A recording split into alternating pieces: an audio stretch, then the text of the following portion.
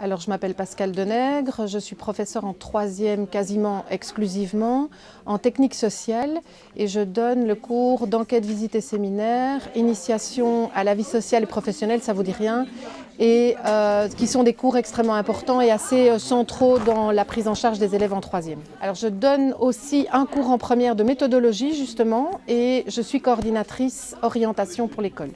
Le premier degré, donc pour les élèves de première et deuxième.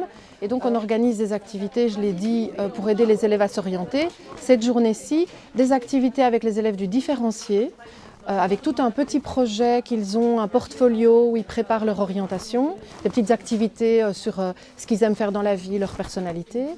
On propose aussi dans la salle des professeurs des outils que les professeurs peuvent venir chercher et les appliquer en classe.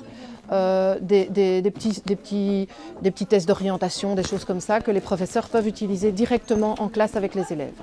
Et la fermeture, elle vient, je pense, de la réputation qu'avait le qualifiant avant. Ça, je crois que c'est de la malinformation, voire de la désinformation.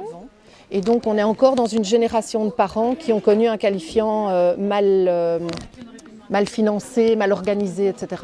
Et qu'on va avoir maintenant la première génération qui va sentir les effets d'un meilleur qualifiant, c'est-à-dire pouvoir reprendre des études supérieures ou aller travailler. Alors c'est un problème de société qui est en train d'évoluer, pas partout, pas dans tous les milieux. Il y a des milieux qui resteront réfractaires aux qualifiants, je pense, qui ont une vision extrêmement édulcorée de l'université et des études supérieures. Ce sont souvent des parents qui n'ont pas fait d'études supérieures justement et qui vivent la réalisation d'un projet par leurs enfants, par procuration.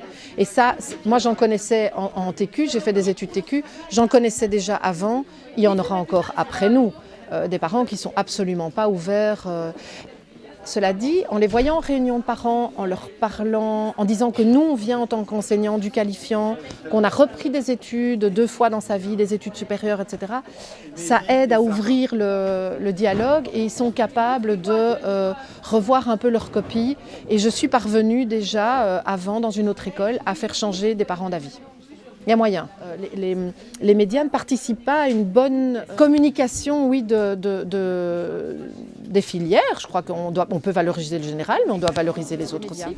Je pense qu'il y a assez peu de journalistes qui vont vraiment dans les écoles accompagner un enseignant pendant par exemple une semaine dans ses ateliers de mécanique, de menuiserie. On essaye que le CPMS tienne un rôle important. Ils ont beaucoup d'écoles, ils ont beaucoup d'élèves. Le CPMS a d'autres débats, d'autres défis.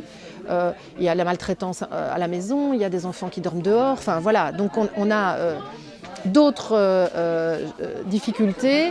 Le CPMS devrait jouer un rôle dans l'orientation. Ils essayent je pense qu'ils essayent, mais que leurs défis sont ailleurs. Je sais que j'ai des élèves qui sont très très au clair avec leur projet, des élèves qui sont très au clair avec la filière professionnelle.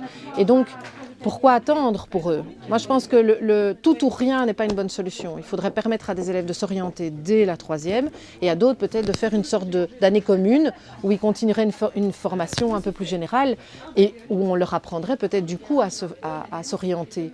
Mais dire que c'est à tel âge ou à tel âge, pour moi, n'a pas plus de sens.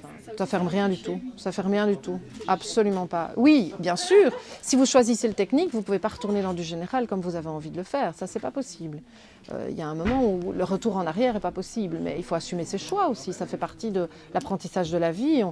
Chaque choix a des conséquences. Voilà, les élèves doivent aussi apprendre ça.